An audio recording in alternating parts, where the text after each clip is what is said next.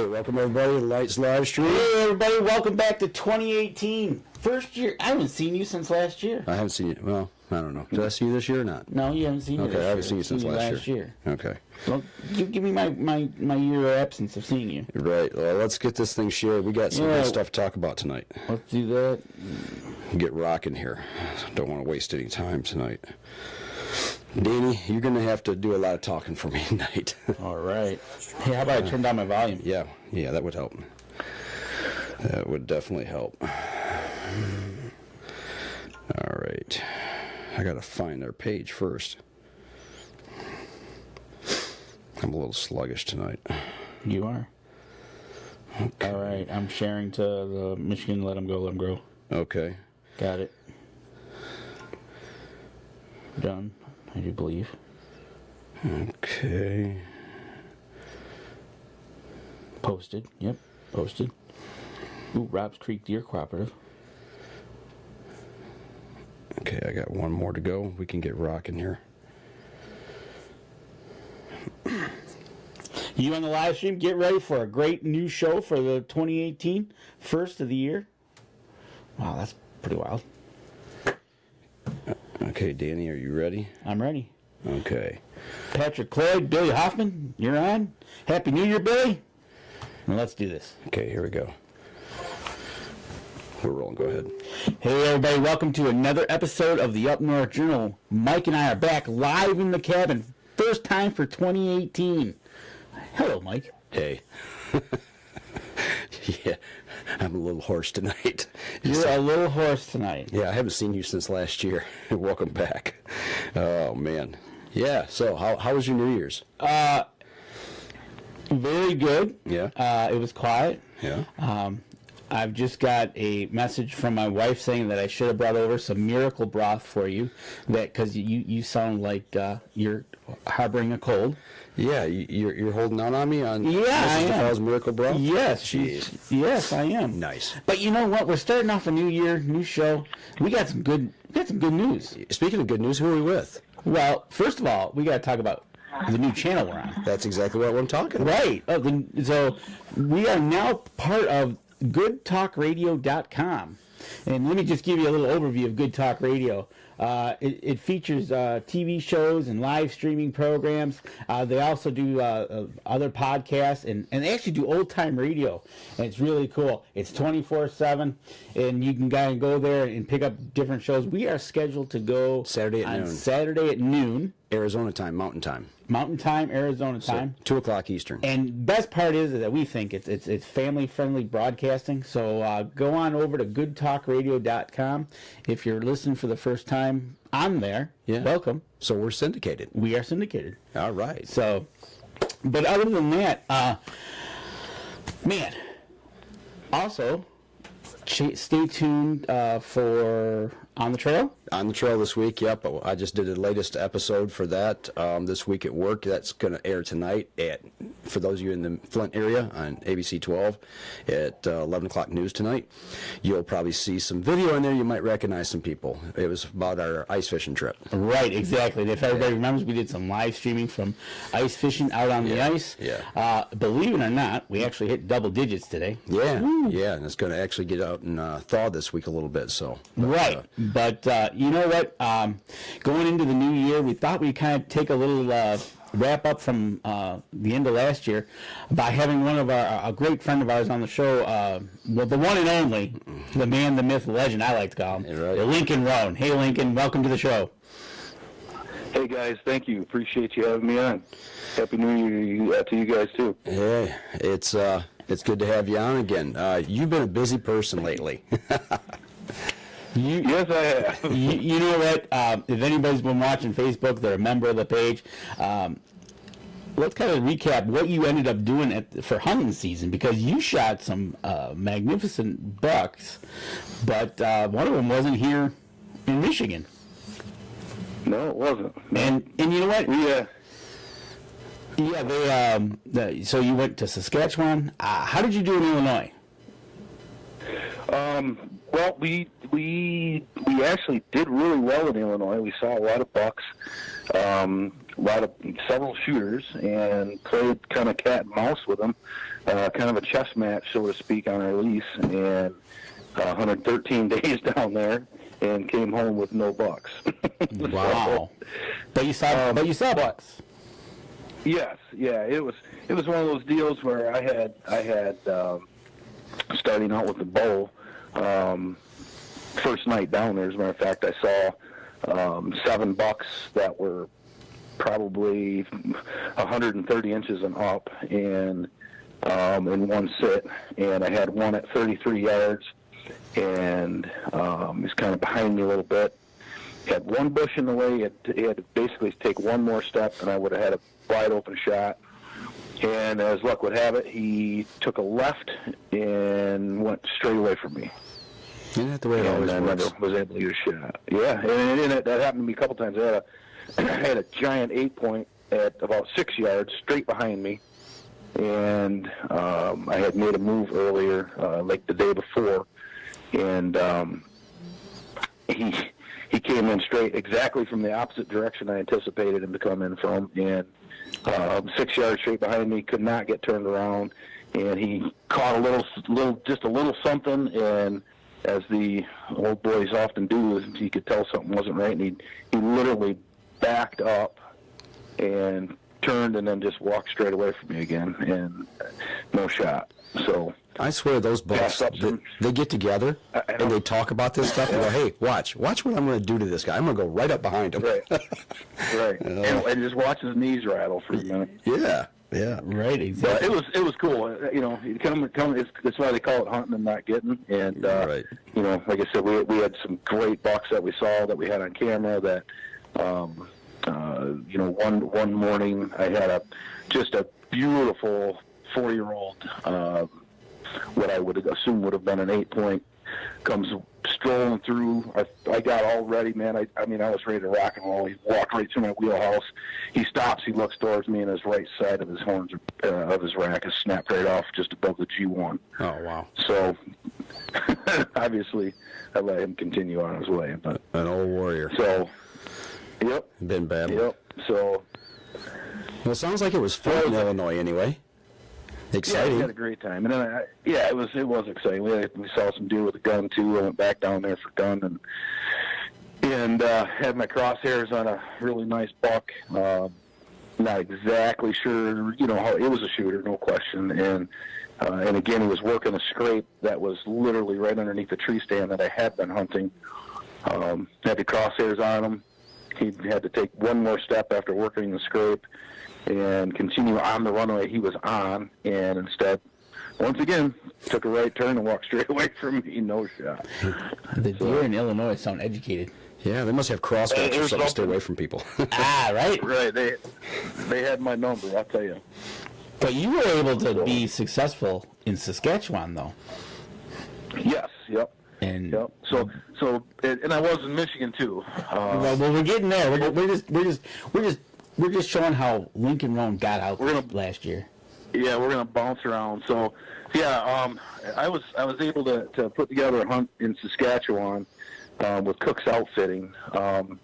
He's actually from Fremont, right up by our cabin, and Fremont, Michigan, and he runs an outfitting business in Estatum, Saskatchewan, and got to talking with him, and just a fantastic guy. I mean, I've become very good friends with Chris.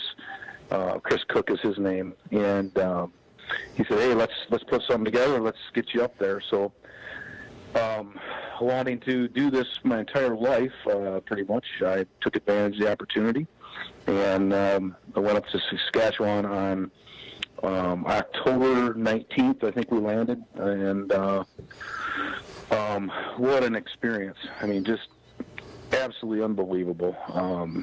You know, it was a hunt of a lifetime, and I had weather blowing the first day. We had 75-mile-an-hour winds, and was not able to get in the tree or blind on the first day. 75-mile-an-hour winds.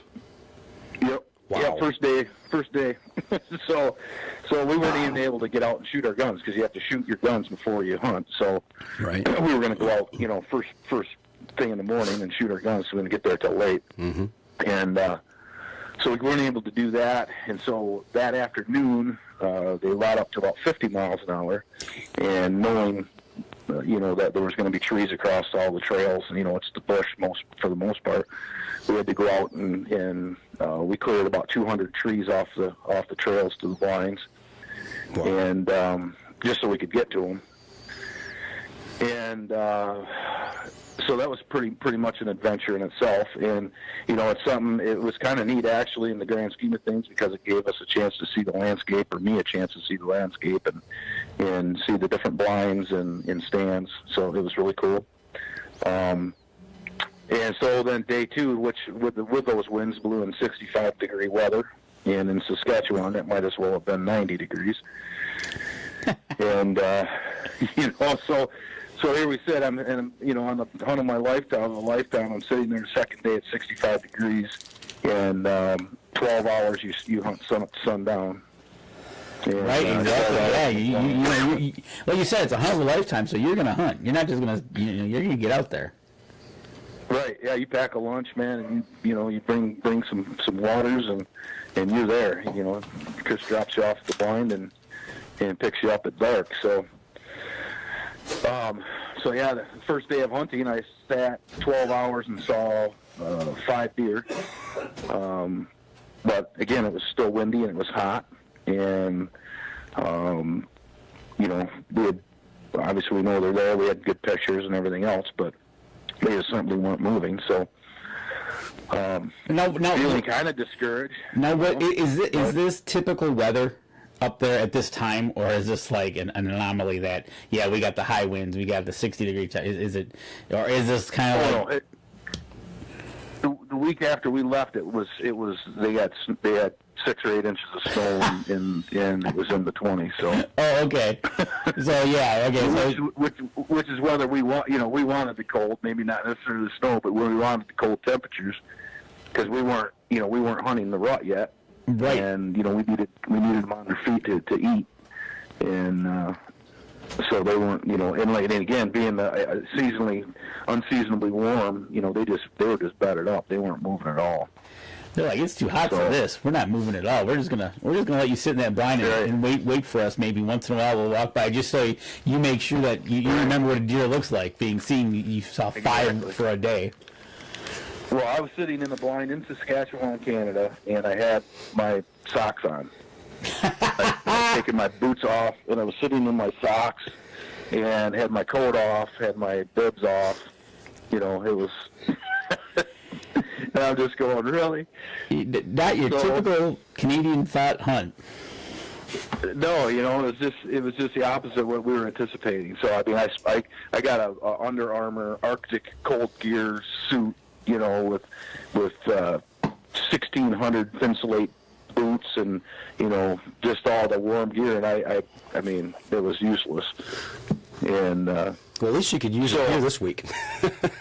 Yeah, no kidding. Yeah, you use it late season here now. But so then day 2, I ended up, same thing. It was warm, and I saw 3 deer in the morning at about 8:30, and never saw another deer. I saw a bunch of coyotes, but in a marten. Never seen a marten before in my life. That was cool. Never saw another deer until about the last 20 minutes of daylight. I'm sitting there, and I had my muzzleloader. I decided on this hunt I wanted to have, I just wanted to throw a little bit of a twist in it without having to, not bring archery equipment, but not bring a 300 short mag either, So I brought my muzzleloader, and I have, Thompson Center Pro Hunter. I'm, off the bench, 200 yards is not a problem at all. I can, hit a tennis ball at 200 yards, repeatedly. So I look out in the field, and I was hunting a wheat field that kind of broke down into the bush. And what stepped out, I couldn't even believe my eyes. I literally, there had been some elk that we were getting pictures of on this particular spot. I literally thought it was an elk. And I'm like, oh my gosh, that thing is gigantic. So throw the binos on it, and it's a buck. It's a whitetail. I'm like, you got to be kidding me. I mean, just an enormous body. I just couldn't even believe what I was seeing. And it was right at that last, 15 or 20 minutes of daylight, so I couldn't really see the rack that great when he had his head down. And I'm just studying him. And he picks his head up, and then I saw, just a heavy beam swinging around. I saw the long G2s. Yeah, I thought I could see, a split on one of the G2s. And so I'm like, okay, well, that's him, that's my shooter right there. He's a monster. So I got my rangefinder on him. I hit him with a rangefinder. It's 180 yards. And I really, really, really wanted to have him inside 150, for a super confident shot. So I thought, well, I do have some daylight left, and he's feeding in the wheat. I'm just going to let him feed, and hopefully he's going to feed into me, right? So I'm sitting there, and he's just moseying, and finally he turns and walks right straight back into the bush. Oh, out of my life! Like, you got to be kidding me! Biggest buck of my life, and he just walks away. So. But I literally had taken the gun and brought it back into the window of the blind, and I set it down so that I wouldn't do anything stupid. And I just, you know what I mean? I just did not want to shoot at 180 yards. I just wanted him inside that 150 mark. So anyway, I'm like, it's only day 2. I got plenty of time. That's actually day 3, day 2 of hunting. But I got plenty of time. So then 5 minutes passes, and all of a sudden the deer steps out onto the bait. And the same deer? It turns out. Okay. It's just a gigantic deer. I'm looking at him through the binos, and it's that, again, now it's that last 10 minutes of light. So I'm looking at him through the binos. So I can't see. You're getting down to nitty-gritty time. I tell you what, Lincoln, let's take a break right here, and let's get to the next segment, and let's see what happens with this buck. So you gonna leave us hanging? Well, absolutely. Let's just step right out, and we'll be back after this. That's what happens. All right. Let me save this off. We'll get rolling here on the next segment. Everybody's sitting there with bated breath waiting, Danny, and you let them. Yep. No. You're a tease. Yeah, absolutely. All right, we'll get rocking here. Hey, we got a lot of people watching tonight. A. Perry Wood, Dan Anderson, Charles Byram, Patrick Cloyd, Scott Tabor, AJ, Regal, John Van Dyke, Ben Lalonde, Michael Ryder. Your wife Deb's watching you, Danny. Billy Hoffman, Craig Holly. Thanks everybody's watching. Thanks everybody for joining in. First show of the new year, and we got the legend on, Lincoln Rohn. Yeah, right. All right. Okay. Danny, go ahead and lead us in the second segment. Welcome back, everybody. Second segment of the show. We are on the phone with Lincoln Rohn. We are in Saskatchewan right now. Yeah, well, Charles Barham's not happy with you for cutting us off right before the break like that, he says. Tough. But you know what, Lincoln? Here we are. We're in your third day. You're bumping up right against dark. It's starting to get dark on you. You got a deer that's kind of out there, 180 plus yards. You thought he was going to walk in the first time. It didn't happen. But he turns around, all of a sudden a deer comes into the bait, and what happens? And I was just looking him over. I just could not tell with his head down. I just could not tell if it was him or not. And I thought it was because it was, it was just an incredibly huge deer. I can't even explain to you how big this deer was. And so finally, there were some popple trees right behind, where the bait was set up on the edge of the field. And finally, he lifts his head up, and boom, I can see, definitely that's him. I'm like, oh, yeah, that's him. No question. So I get the gun out the window. I put my 150-yard mark right on him. And, right, just center mass him right behind the front shoulder. And got set, and I touched it off, man. And of course, the old muzzleloader barks, and deer disappears in a ball of smoke. And smoke clears and he's gone. So I'm like, well, I was right on him. We'll have to see what happens, So get a text from the outfitter. He's like, "Was that you?" Because he was kind of waiting to come out and get me, And I'm like, "Yeah, that was me." So he's like, "Well, what was it?" And I'm like, I said, "All I know, dude, is the biggest deer I've ever seen in my life." And I said, "It's a good one. I mean, there's no question, it's a good one." And I said, "I'm confident. I'm pretty sure I cleaned his clock, and I had the 150 mark right on him, and should have put him, should have done his job." So he comes out. He went and picked up Sam, the guy I went with actually first, and then they did about 100 miles an hour across a cow pasture to come and get me, and about hit a cow. Fortunately, they didn't. Yeah, and they get out there, and we get down to the bait site, and sure enough, there's blood immediately. And it was really good blood. And so, I'm obviously feeling pretty confident at that point. Sure enough, we go about 30, 40 yards, and all of a sudden, boom, there's no blood. And we're like, what the heck? And so we did a couple circles, and finally, it was only a few minutes. It seemed like an hour, but I finally found another spot of blood where the deer had taken an immediate left, and took about 3 more steps, and Sam goes, "There he is."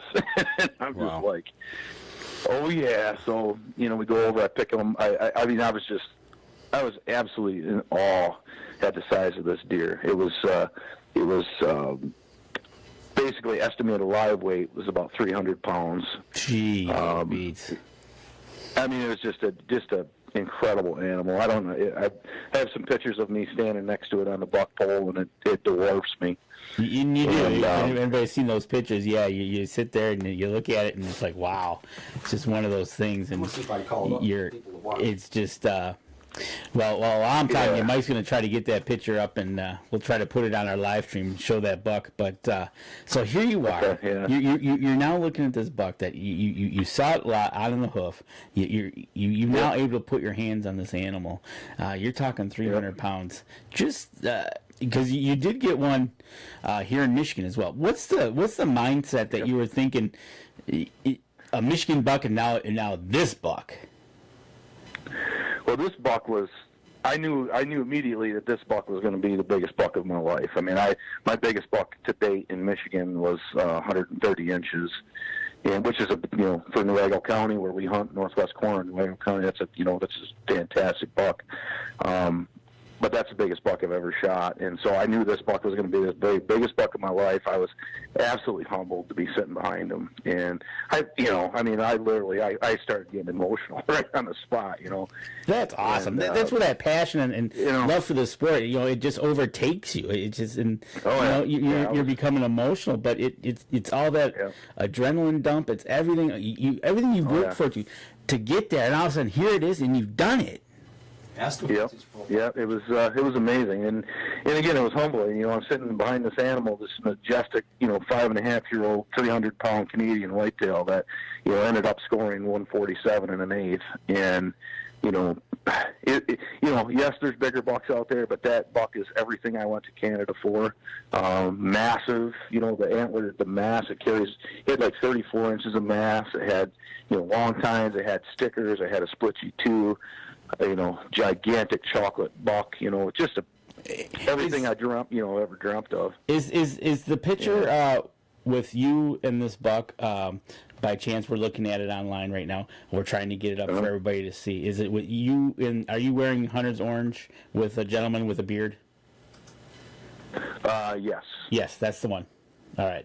Just give us a second. We're going to put it on the live feed so everybody can see this buck that you're talking about, that you're now emotionally spent over this buck, and it's a buck of a lifetime for you. That's just amazing.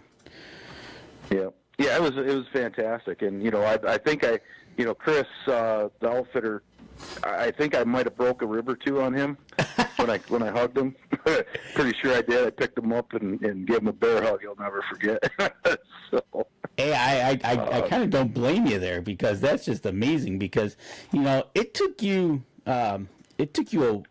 it just wasn't just a let's hop on the truck and go out there. It took you a while to get there in the first place. Then you were up against the winds, up against the weather, and then you're in your third day. You're not seeing a lot of deer, And everybody can see on our live stream now that this is the buck that Lincoln is talking about that he's holding in his hands here.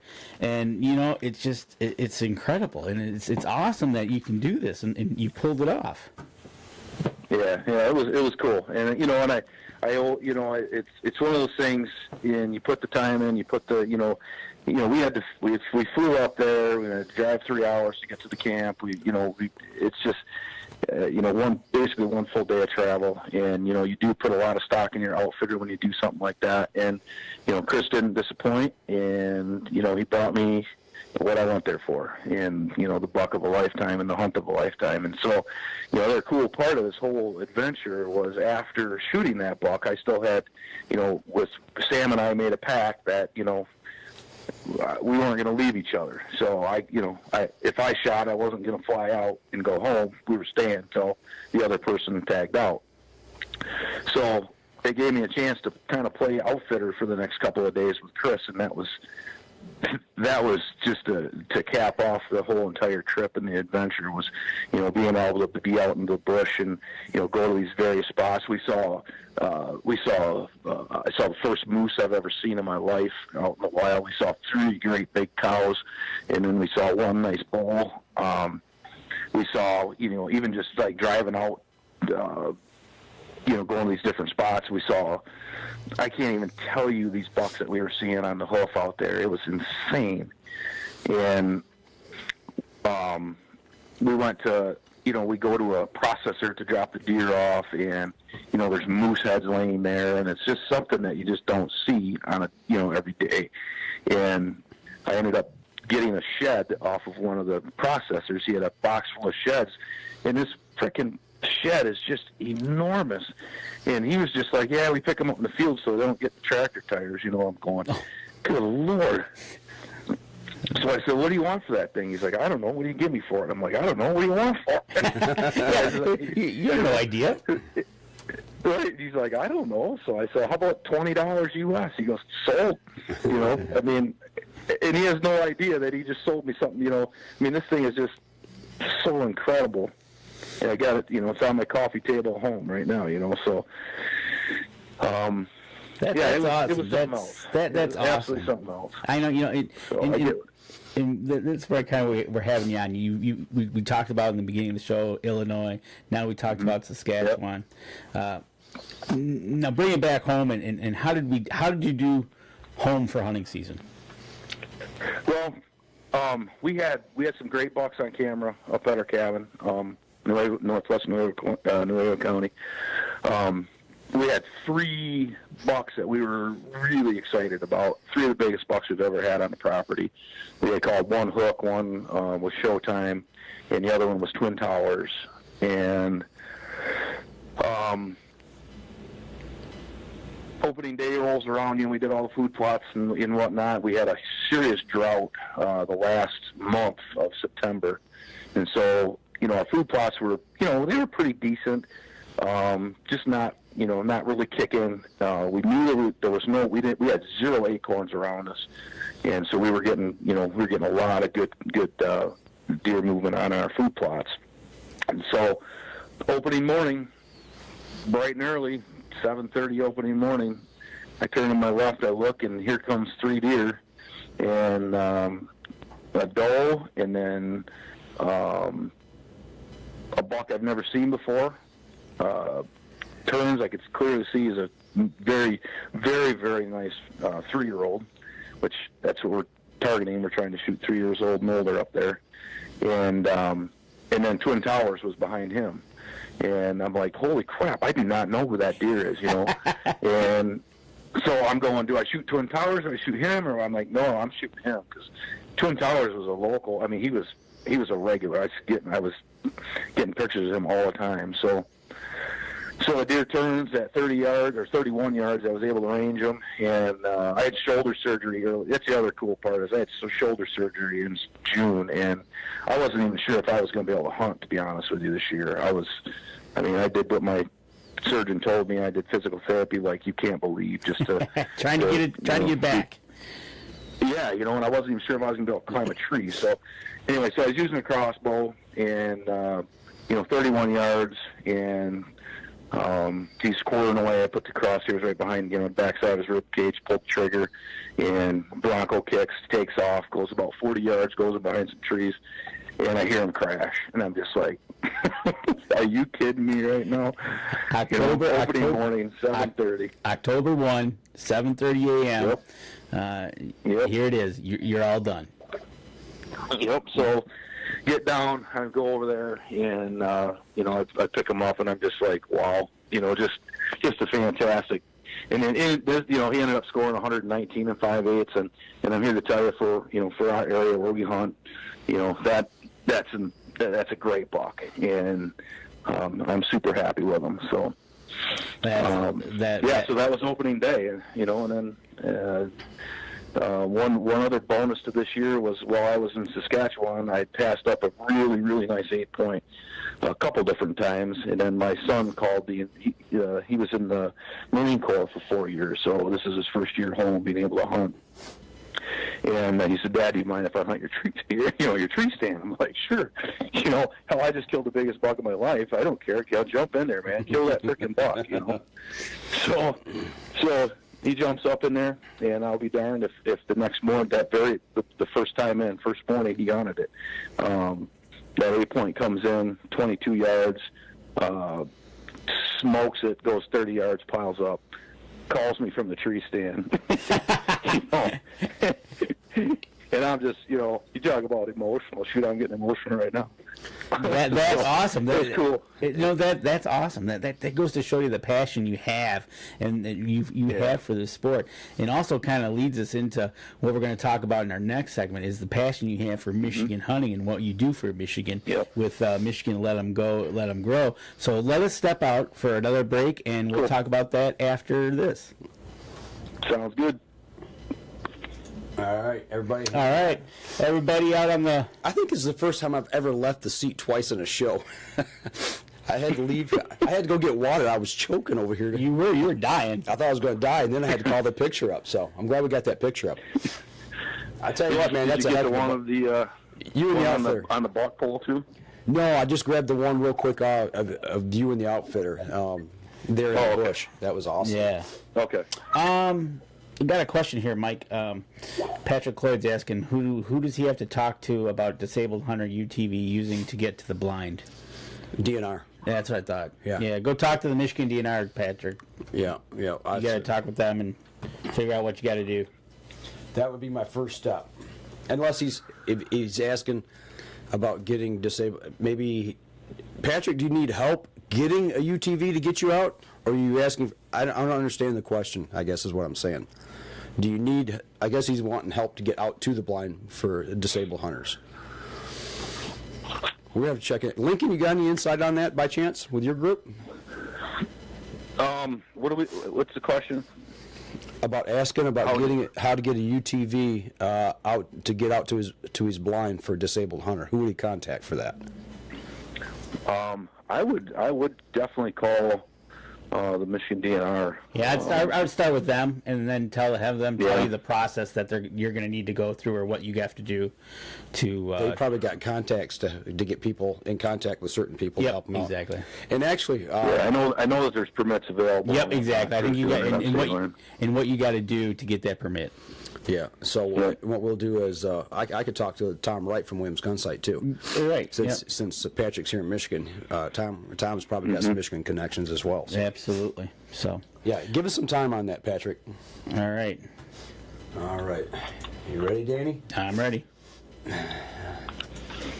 Okay. Here we go. All right, welcome back, everybody. Third segment of the show, first show of 2018. Mike is over in the corner choking. That's why I'm leading the charge here. But we got on the phone with us Lincoln Rohn tonight. Matter of fact, if you listen to the first two segments, you heard about his Illinois experience, his Saskatchewan experience, and then Michigan experience. But one of the big things Lincoln Rohn has been able to do in Michigan was form a group and on Facebook, Michigan Let 'em Go, Let 'em Grow. And I tell you what, you are now at over 30,000 members. Yes. On that page, 30,000 people are joining this page. Yeah, we've got just crossed over 30,000 earlier, a couple weeks ago. As a matter of fact, we've added about 10,000 new members since deer season has opened.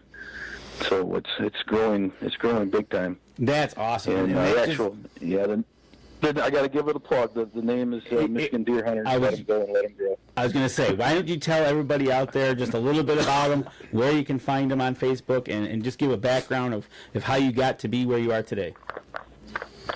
Well, I started this group about 6 years ago, roughly, and I had gone to I had done a lot of research on antler point restrictions, and basically I started the group because of dissatisfaction with Michigan hunting, and that's the bottom line why I did it, and wanted something better for not just myself but my kids, my grandkids, and everybody, and right.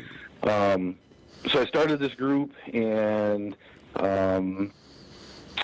I had done a lot of research on it, on the antler point restrictions, and I had met up with some guys from the LPDMI that were looking at, how the Northwest 12 was put together, and I just started this group to gain support for antler point restrictions, and never dreamt in a million years that, I'd end up where I'm at today, and I've had a lot of help along the way. I've had Dean Smith, who's one of my other administrators, has been with me pretty much almost day one, and I've got a great group of people that are helping now. There's 9 of us total, I think, moderators and administrators, and that's the main focal point of the group, is to get antler point restrictions implemented in the balance of Michigan. It's been a battle. It's been an uphill battle. We've lost some of those battles. I was just going to ask you. I know we talked about it on the show. We had you on the show before, but this past year, at the beginning of the year, you guys were making your public appearances, talking with the NRC, going there before them, traveling over the state to find them, to sit down and talk with them at the public openings, and then lo and behold, come June, when they gave their recommendations, it kind of was a big kick in your gut. Yeah, it was. Especially, there's been quite a few things that have happened along the way this year, especially, and we've been working with the DNR right along. I participated in a work group, or a focus group, called the R3 group. It was a group focusing on retention, recruitment, and reactivation of Michigan deer hunters. And through this whole process, basically the bottom line was, with all the surveys that we did, this was an expensive endeavor. It was like $160,000 that was spent on these surveys and this process, not to mention, volunteer time and department time. And, it came out basically at the end of the day that antler point restrictions were widely accepted by the majority of Michigan hunters. And what really keyed us in was younger hunters were in huge support of it. And that's really who we need to focus on, in my opinion. And so, anyway, through this R3 work group, we go through the process. We were told that, I was flat out told by Russ Mason, and not just myself, but there was another individual that was told this, that we were not going to have to go through this process if it came out, that antler point restrictions were, basically what we found, or what we felt, to be our next move. We weren't going to have to go through all this process.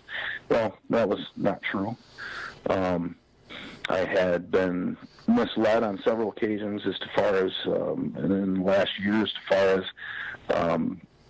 what the department was going to do. They were going to run a survey at their expense for what we call the middle finger and for the knuckles. That didn't happen. I was given a bunch of excuses as to why we couldn't do it, and I had this person's word. Russ Mason gave me his flat-out word. I said, we talked on the phone. I said, do I have your word on this? And he said, you have my word. And so I take a man for his word. We go through the process, and it all got snowballed in June last year. I mean, it was unbelievable what happened. We had Chad Stewart at the Scottville meetings. Chad Stewart was testifying to the NRC that all of the data that they had from the Northwest 12 was extremely compelling as far as many different things. Increased doe harvest. It increased doe harvest 12% compared to the surrounding areas. There was it definitely indicated hunter satisfaction. After they did the survey to extend the north, or to make the Northwest 12 APRs permanent, 76% of the hunters that were surveyed in that area approved of antler point restrictions. Sounds like a majority to me. Yeah, that in itself should tell you almost everything you need to know. I mean, you can't get 76% of a populace to agree that chocolate donuts are good. Right, exactly, and I also think in the data showed that it was also helping out the economy up there. Yeah, there's stall owners that were doing, I mean, they're literally doing backflips. The place has been dying for the last 10 years. If you look at charts, Leelanau County is the only county in Michigan that has been under antler point restrictions prior to the Northwest 12 for approximately 10 years. They're the only county in Michigan that did not lose double-digit hunters. And then if you look at the Northwest 12 prior to the implementation of APRs, there was as much as 30% hunter loss in some of those counties, 25%, 30%, 18%. And yet Leelanau County, the only county in the state that was under antler point restrictions, lost zero hunters, same exact hunters, and so that's pretty compelling in itself. That kind of goes to show you that, just like you said, when you want some compelling information, you've gained the economy, and one county hasn't lost hunters, and you've got just about 75% approval rating for doing what they're doing in that area. That's three items right there that I think are pretty compelling to me, that kind of pointing you down an avenue to go after. So without question. It is, and then we come to June, and then that happens, and then it's like a setback, and then you I know we watch you guys, we talk, going to these public. It gives you a bad taste in your mouth that the powers that be that sit up there. Well, right. For people who don't know, Russ Mason is head of the NRC. And NRC is a controlling body. The Natural Resource Commission is a controlling body who govern the DNR.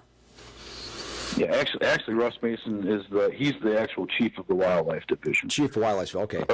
Yeah. And I don't know what his exact title was, but yeah. So he, and again, I've been in constant contact with the DNR, over the last several years, but especially in the last 18 months, and even after the Scottville meeting, he's made me promises.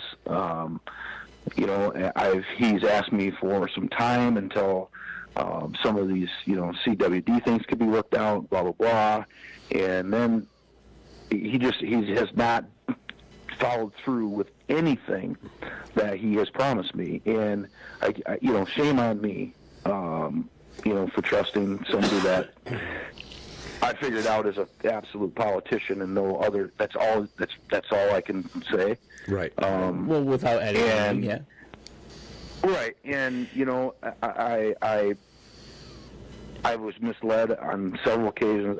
He didn't carry through with some of the things he told me, and then to add insult to injury, he published a article recently in the Michigan Outdoor News, totally second guessing the department's own data. I mean, all of the data that we use and that we, and it's been fact-checked, and, all of this data that we use that supports antler point restrictions comes from the Department of Natural Resources. Right. So, then he comes on and writes this article that, that we indeed don't have, or we have just barely a majority of hunters wanting APRs. Well, the way they calculate that, they take out the no opinions, because those people have no opinion. Right. So it actually gives you a 64% approval rating for APRs.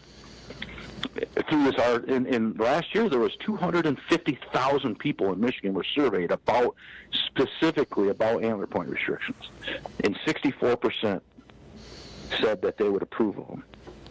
So, okay. So here we are. And this wasn't an interview of Russ Mason. This was his own words. This was his article. This was his article to write. He wrote this article. Yeah, he said so, it. Yeah. So he said all this. Into Mission Outdoor News. Right, exactly. And he writes this, and the first paragraph about CWD and APRs not being compatible, and from that point on, I was like, wait, time out. And it's kind of funny. Right. You talked about something that in the Northwest 12 that is very important, and people should know this because they increase their doe shooting, right?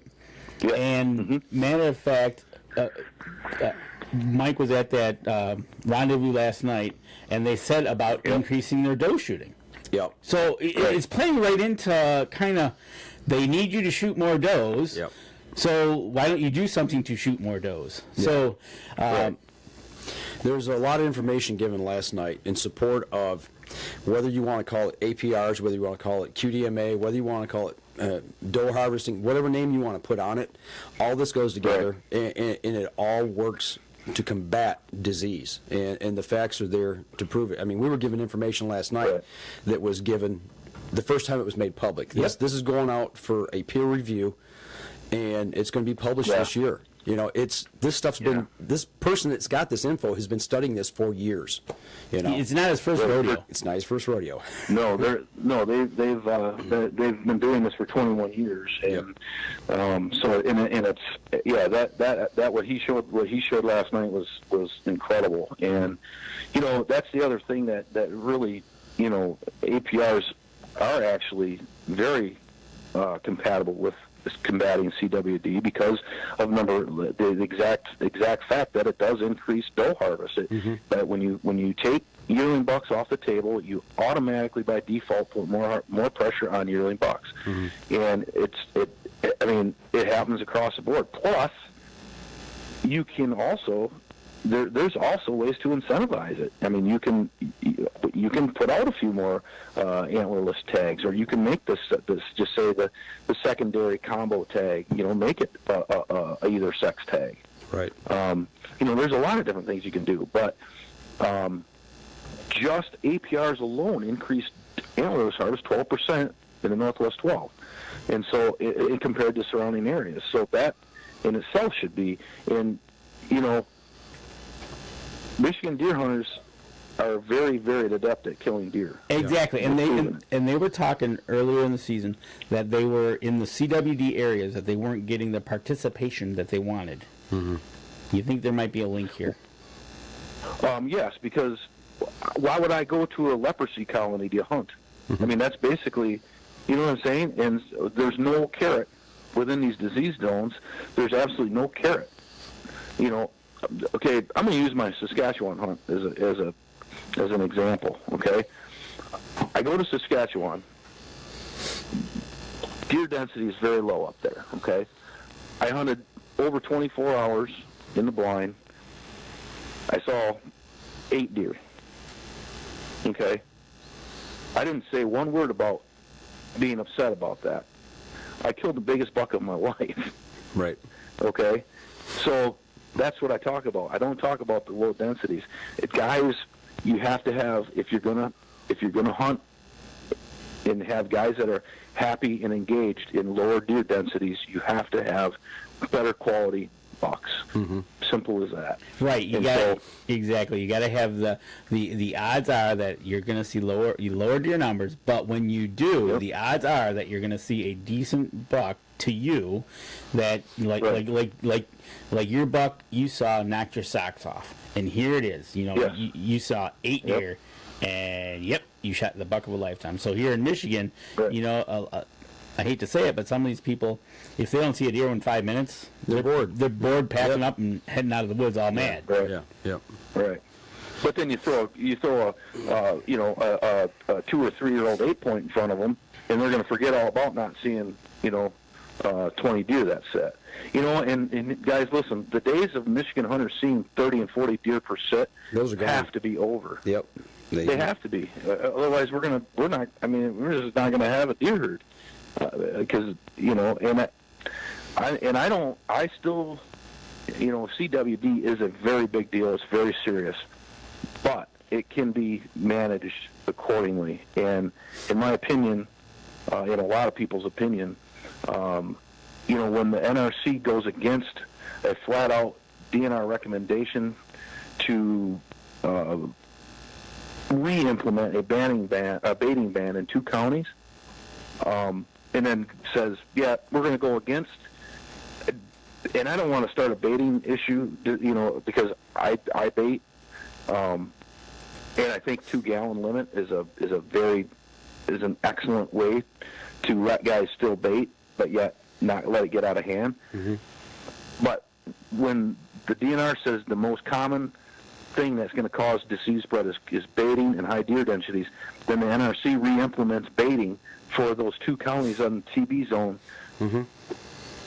I mean, what? What happened to scientific evidence, scientific, management? Right, exactly. And I've said this a couple times now. Colorado has dealt with CWD since the 60s. So they must have some kind of formula model, whatever they do out there, that they maintain it and watch it. So I don't low deer densities. I don't think it's that hard to kind of ask them for a little help and say. And I know Anna Mirling said they did have a forum where they all got together and said, hey, but it's like in here again, Lincoln points out, you talk to them, and they don't do anything. I know it. So it's very. And the other thing that's frustrating is you have a group with 30,000 people in it, and you have that's Michigan Deer Hunters Let Them Go, Let Them Grow. You have Quality Deer Management Association. We work closely with QDMA. I'm good friends with many board members on QDMA. I talk to the Michigan State president almost daily. Eric Snell, and we work together. You have 2 very, very, huge groups of Michigan deer hunters that want nothing more than to help the DNR with some of these issues. Exactly. But they won't. But they're tying their hands behind our backs, and they want partnership, but they don't want to partner. Right, exactly, and it doesn't help them when it doesn't help them when they shoot themselves in their own foot by not having a good communication set. Right. So you know what? We're running up onto our last break. Give us 1 minute. Let us step out, and we'll be back after this for our last segment. Cool. How we doing, guys? We doing good. We're rocking. Yeah, we need to keep the last segment probably 10, 11 minutes. All right. Yeah, that buzz is coming through pretty good now. Yeah, it's are you hearing a buzz on your end, Lincoln? Like static? No, not at all. Okay. It's coming through our mics or something. Yeah. I don't know what it's coming through here. Oh. That's because that's the headsets. Oh. It's your mic. It's my mic. Yep. You blaming me? Yep. Oh. Hey, one other thing I want to really make a point of is about doe harvest in Michigan being 0.8 does per buck. Oh, okay. Over the board, but we did a survey and got people that support QDMA and Michigan Deer Hunters Let Them Go, Let Them Grow are shooting does at 1.4 does per buck. All right, so almost double. We'll touch on it here. And Mike's grabbing another cord real quick because Facebook land is hearing all the buzz too. Andy, okay. Jeff, Andy, getting louder, real bad buzz. Okay. I think maybe the DNR's got a feed into us and they're That could be. causing a buzz. Oh man, you're talking the Big Brother syndrome. You want me to pull this? Yep. And just leave it. Put that on it. Wrap that one time, put that on there.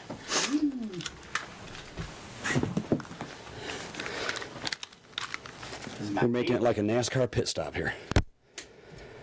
Much better. At least on our end, it's good. Yeah. Hold on. Not. Tony Smith is getting buzzed. Well, the delay on Facebook's going to be about 30 seconds. Yep, we'll see. All right, so we'll kind of let you go off on a little bit on the dose. There we go. Sounds good now. All right, cool. Cool. Got a bad audio cable. Bad audio cable. It happens. It does happen. It does happen. All right. Especially when you tear the studio apart and go live stream up north and come back home and put it together. Okay. We're rolling, dude. Go ahead. All right. Hey, everybody. Welcome back. Last segment of the show, 2018, our first segment of the year. We've been talking deer hunting, wrapping up here with Lincoln Rohn. We've now come back to Michigan. We're talking about Michigan, Michigan's Let 'em Go, Let 'em Grow group that he's heading up, 30,000 members strong. We're talking about the Russ Mason letter. Easy for you to say. Yeah, I was trying to get that out. Kind of recapping how Lincoln's kind of went through the year with dealing with them and not getting being told one thing. Yeah. Other things happen. Well, that the event I was at last night, we live streamed that. We had some really great info. And for the people who may be listening and not understand what I'm talking about, I'm actually going to take that, I'm going to cut that up into smaller pieces and put each segment out on our Facebook page, and everybody can share it and get that information out as to what we're talking about. Right, exactly. So, but just before the break, we were talking about trying to help the DNR. But Lincoln, you got some information you want to talk about the doe harvest, which they said we need to shoot more does. Right on. Yeah. So the average, I think our does shot per buck. We're one of the few states that actually shoots more bucks than we do does. And you know what? Not to interrupt you, but that is one thing. Sure. Kip Adams, QDMA. That was one of the first things that he pointed out and said, you know what's really strange, you guys? I looked at data and you guys don't shoot any does. Right.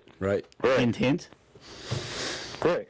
Yeah, it's become and it's ingrained in our tradition that we shoot bucks, and we need to change that. And hey, listen, the tides are changing. We are doing better, but antler point restrictions is going to speed that process up 20-fold. And so we shoot more bucks than we do does. We shoot 0.8 does per buck statewide. We did a survey with QDMA and with Michigan Deer Hunters, Let 'em Go, Let 'em Grow members, and our members shoot 1.4 does per buck. So almost twice the statewide average. And I say that because, by and large, people that are in support of antler point restrictions are also very tuned in with, their deer herd. They have goals that they've set. They have, they're working on managing their herd. And, if we don't start eliminating that, one of the things that the department likes to bank on is that older bucks have a higher prevalence rate than does. And that is true. However, everybody that hunts in Michigan knows that having older bucks, they don't exist. I mean, they're so few and far between. We don't have. Okay, so the prevalence rate is higher in older bucks, but we have 150 times more older does than we do older bucks. And so, okay, the prevalence rate in older does or in does is lower than bucks. Yes, but we have 10 times more does. Correct. And so there's more disease in does than bucks. Right. So there's actually the disease is coming through the doe cohort, and it's being transmitted to the family group. In winter winter yarding areas. And then the yearling bucks, of course, are in that group, Yep, and then they're exactly. dispersing, and the older does are kicking them out of the area, so they're traveling on. So we have to start shooting does, and we have to do a better job at it, and we have to really, really be mindful of targeting older, more mature does. And through the data that was shared last night, that is compelling to say, shoot holes in your deer herd. I mean, shoot holes for these bucks to move into. Right. And if you see a doe, shoot it. If you think it's a 1 or a 2 or 3 year old, if you think it's what did he do? He categorized them in Immature, 3 mature, categories. and post-mature.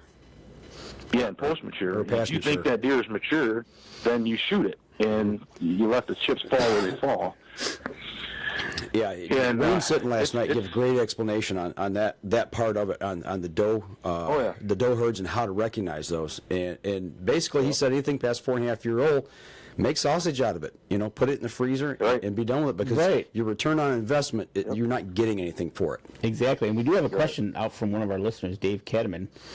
Wouldn't more does produce more bucks? Depends on what age they are. Exactly, and they talked about that last night as well.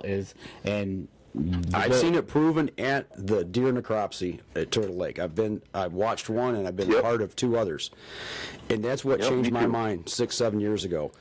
My whole mindset changed because I actually seen it. They were not predicting. They were going to tell you exactly what was coming out of those does, the fetuses, when they did the necropsy. Yep. And they were right. As soon as they were knew spot how old on. that deer was, they told you what was going to be coming out of it. Yep. Yep. They're spot on. The age of the doe reflects on what they'll throw. Yep. Right. So Dave, actually, if you go to our live stream last night and go to about, I think it's an hour and 10 minutes into that second part, and listen to what Manager Wayne Sitton had to say. Right. If you watch the Wayne Sitton segment, you'll get a lot of this information that we're talking about now, because it's priceless. It's absolutely priceless information. And like we it will said, change the way you look at it. exactly, and exactly what he said. What he told everybody last night was that this was going out. It's going to be published. So this isn't hey, look what I found. But yeah, and that's it. It's the age. It's age of the does will tell you what the bucks are going to do. And Mike, you shot some old does this year. All of our does came back 3.5 years old and older, all except for one which I didn't get an age on. We took 13 off of our place. We had one that was 12.5, 9.5, 8.5, 6.5, 7.5. 6.5 and up was the average. 6.5 to 12.5. Wow. Just mind blowing. Yeah, that's the worst. Those are the worst deer that we can possibly have in our landscape right there. Exactly. What are they going to do? They're going to take the best habitat. They're going to kick the yearling bucks out and save that habitat for themselves. Get them out of there and let them habitat. And how many pounds of forage did you say each doe eats? 6 pounds a day. I've heard 5, and now he's saying 6. Oh, he said 6. Yeah, 5 to 6. Yeah. So do the math. How much tonnage can you? 6 pounds of forage that nobody else is going to be able to take up. Your bucks are going to be fighting for food, and so it's incredible information. I shot a doe this year too, with my crossbow. A couple of weeks ago, and we ended up shooting 8 on our property, and they were they ranged from 2 years old all the way up. I think the one I shot was I got yanking the jaw out of it. They're saving it for me up at the M37 meat shack, but I'm pretty sure that deer's about 4.5, maybe 5.5. So we shot 8 does off our 160 acres, and we could have shot more. Yeah, that's what and the thing is he said once you start shooting does, you can't let up. The math and the science support what he's talking about. I'm telling you guys, you need to go watch this interview. I'm going to cut it up this week, hopefully before we go to ATA, and put it back out there in that short version, so you don't have to watch 2 hours plus of that. And Brandon's got a point here up on Facebook. It's tough to kill the doe numbers we need to taken out when we're allowed one doe tag in our area. I always try to fill combo tags with does. It does. If I don't kill a mature buck. Yeah, I shot my doe with my combo tag. Right, exactly. I I didn't draw a doe tag. And I'm like, and I had a conversation with Russ about that too. I said, you're screaming at us to shoot more does, but I can't draw a freaking doe tag for Nuevo County. Right. Are Yeah. you kidding me right now? Right. Right. And you're going to send me one in the mail? And then what I'm facing in the UP right now is I can't shoot any does because the deer numbers are really down, according to the DNR. Yep. And they're worried about CWD coming across the border because it was within 30 miles of the Michigan border up there. But yet, don't shoot any does because we're telling you that the numbers are down. Well, that's a catch-22. Andy Eberhardt says that that equates to about 2 tons per year per doe or per deer. Okay, so think about that. 2 tons. How much forage can you grow on your land? Natural browse up where we're at in Elkhorn County, our carrying capacity is about 10 to 15 deer per square mile. What did our last count? We've got a section, 640 acres. That's a section, and we've got roughly 150 to 200 deer on our property. So what kind of tonnage do you think we need to produce? I mean, come on now, really? Right. And that's the reason our browse line is so high. You actually, to be optimal, you want to be under carrying capacity. Yeah. You don't want to be at carrying capacity. You want to be, actually considerably under carrying capacity. Absolutely. Yeah. If nobody else takes anything out of this whole entire podcast, take it to the bank that you need to watch that video that you guys are going to post, because it's incredible information. So yeah, it changed my mind. Like I said, 5, 6, 7 years ago when I went, and I went 2 years in a row, and I seen it with my own eyes, and it's just it made complete 100% sense to me. What they're saying is true. When you can actually see it for yourself. It changes your mind. It really does. So yeah, and I totally agree. Last year. I knew when they were flopping deer up on the counter. You knew darn well when he said it's 3.5. You knew what you were going to see. Yep. And if there was an 8-year-old, you knew what you were going to see. It's like, every time. Yeah, isn't it amazing? It's like, these guys know what they're talking about. They've done this for over 20 years. Exactly. And Dave Cadman says on Facebook, if the DNR doesn't address the issues, then it's up to us hunters. Thank you for creating the awareness. Well, that's the whole point of having Lincoln on. And getting the word out through Let 'em Go, Let 'em Grow is creating that awareness. Getting the word out that, APRs can help with the CWD. It all works together. Now that Wayne. Well, and that's the other thing I do want to touch on too, really quick, is we understand the APRs are a tool. Okay, right. It's not going to be our fix-all. We know that. No. But APRs coupled with doe harvest increased and better education as far as moving forward of why we need to shoot these does, and we'd have if a lot of guys want more. Antler restrictions than what we're offering, and we'd have another 15,000 people on our page if we were, asking for an age requirement. Right. So, I got a question for you from Andy Eberhard. So why push for APRs when we need to focus on doe harvest? Seems more important for the overall herd health. Well, one of the reasons is because you have to have hunter participation. And we know that antler point restrictions are going to be better for hunter participation. They're going to, as we've said before, they definitely increase antlerless harvest. And these are numbers right here in Michigan from the Northwest 12. They increase antler harvest by 12%. In that area compared to surrounding areas. And actually, in this, check this out. So within the CWD core areas, you can shoot whatever you want, however many deer you want. You can shoot. There's no restriction on your combo tags. Nothing. You can shoot whatever you want. There's fewer does being shot within the core areas of CWD than there are outside of the CWD area. Mm-hmm. I mean, you have to have some sort of a bone to throw people. You said it before. You got to throw that carrot out there to get them out there. Yeah, and to expand on that just a little bit. You got to. Last night, to be okay with lower deer numbers, you got to give them something. So. Well, Wayne said he's talked about this before. He didn't mention it last night per se, but I've heard him say this before at the deer necropsies. When you have an older age class of bucks on your property or in the herd, let's just say the herd, it tightens the rut up. You have more mature bucks fighting in being aggressive to breed these does, which tightens the rut up, yep. which also makes sure that your does get bred on time. When your does get bred on time and they don't go into a second estrus or a third estrus, you don't have those bucks chasing later in the season because they don't have time to recover. Running them until January. When you run them into January, there's no forage left for them. Okay? So then they become coyote bait, number one. Okay? Now, let's take this into the fawning season. What does it do to the fawns? Now you spread that fawn drop from a 2-week period of time to almost 3 months.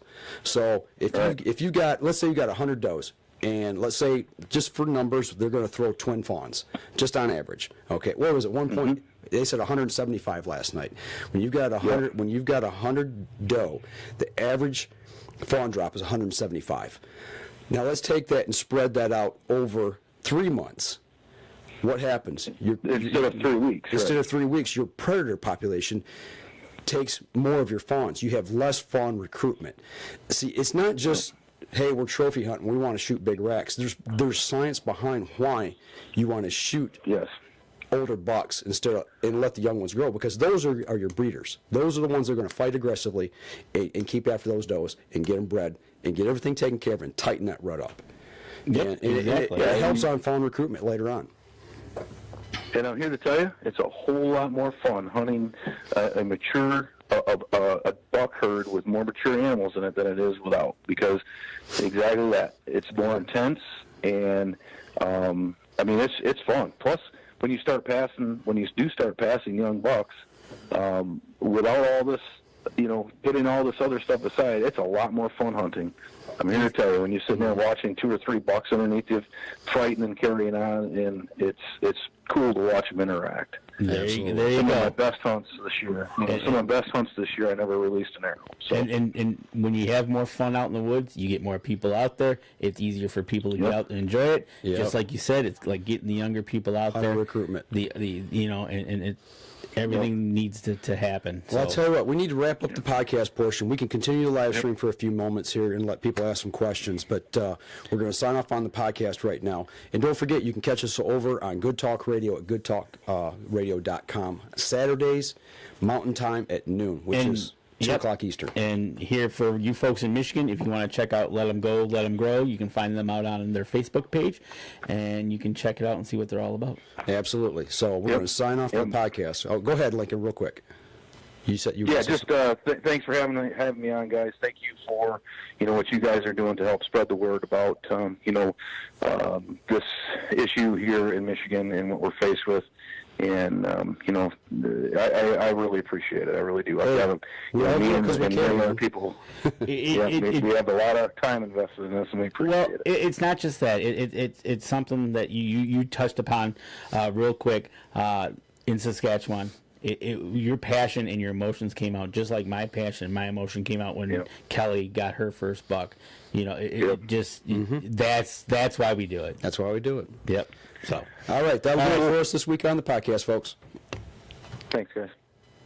Now, if anybody's, we still got people on. We got 27 people, it looks like, watching. Any questions for Lincoln before we decide to let him go and enjoy his evening? You let him go and let him grow? I couldn't resist. I've been growing a lot this year. You've been eating some good food, huh? So yeah, no.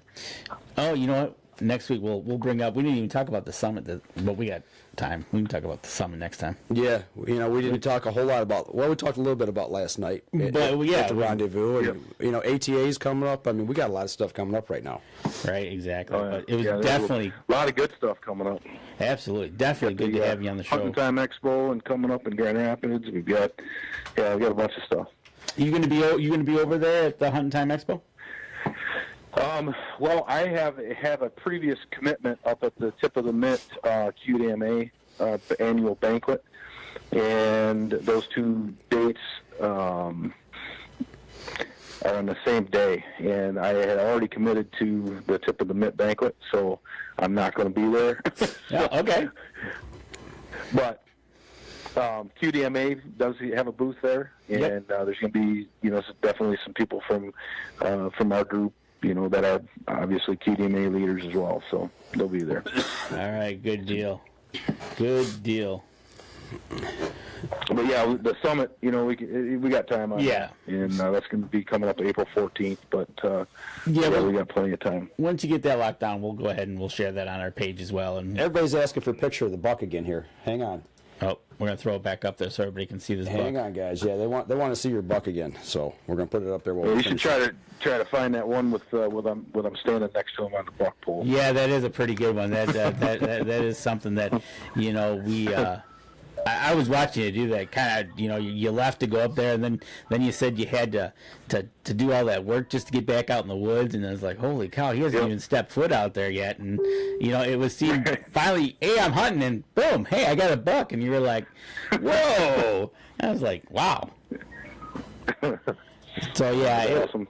It was just you had an incredible year, to say the least. It was, Yeah, it did. It was a dream season, and then to top it all off with a doe harvest a couple weeks ago, and I got that on video. Ask him where that picture's I don't know if you saw that on Facebook or not, but I got that on video. It should be on his Facebook page that he's got that buck. Yep. Go back up to where those other you had the pictures of his bucks. Is it one of those? Should be. Nope. Okay. Now we can't find it right this minute, but yeah, that was just an awesome buck, no doubt about it. So, but yeah, thanks. Oh, is that? Nope. That's one of the. Oh, there it is. That's him. That one right there. You're kind of doing a selfie with the buck on the pole. Is that the one? Yeah, that one. All right. Look at that thing. All right, give him a second. He's going to throw it up on the live stream here. Look at you, how happy you are. Oh, I was elated. You think? It's like... Yeah, and again, that's just this case in point with with what we're talking about tonight is the lower deer densities and better quality trophy opportunity, and that's what we need to move to, and that's what APRs is going to bring us, and we have data, whatever Russ Mason says about his own data being wrong. Yeah. Right. We have proven data. You talk to anybody that's hunted in the Northwest 12. Talk to them. I got Lincoln, I got a question for you coming in, through Facebook. And I don't know if you've been approached about this, but has Charles Byram? He's in Iowa now. He's actually asking, have you thought about branching out? But has anybody from other states kind of checked you out or asked you, kind of give them some guidance as to getting it started in their own state? North Carolina. There's a gentleman in North Carolina that has done. I think he cloned our name. It's North Carolina Hunters. Let them go, let them grow. I've been approached by, and again, it's ridiculous the amount of people that have that this has reached in the kind of the pebble effect. And so there's some other people from other states that have reached out. We have a lot of people from Indiana, Ohio, that would like to hunt in Michigan that don't because of obvious reasons. Right. And they've reached out and said, "Hey, what's the deal? What can we do to help?" And so, all right. So it's pretty interesting. Go ahead. Yeah, you're starting to get some feelers, like you said, pebble in the pond. Things are happening. So Charles, you being out in Iowa, kind of check out kind of poke around for kind of maybe the same name, or start one yourself. Yeah, Iowa deer hunters. Let them go, let them grow. There you go. And get a hold of Lincoln. I don't normally hear that about Iowa. Normally, guys in Iowa are going, why do you Michigan guys shoot such little bucks? Exactly. Right. The landowner that we hunt on in Iowa, I shot at the time was my second biggest buck of my life in Iowa. And he walked up and he said, "Why'd you shoot that little thing?" I'm like, are you kidding me right now? And then he tripped over the horns, and he's like, I said, "See, you can't even step over it." And you're like, "Man, that thing would have been a great buck in 2 years." There you go. All right. If anybody else on Facebook, we're going to let Lincoln go, have a little time to himself for tonight, and we'll definitely get him back on for an update if anything he breaks, but we'll definitely talk to him about the upcoming summit here in April. Lincoln, as soon as we sign off here, hang on for 1 second. Okay. All right, everybody on Facebook, We will see you next week when we're back from ATA.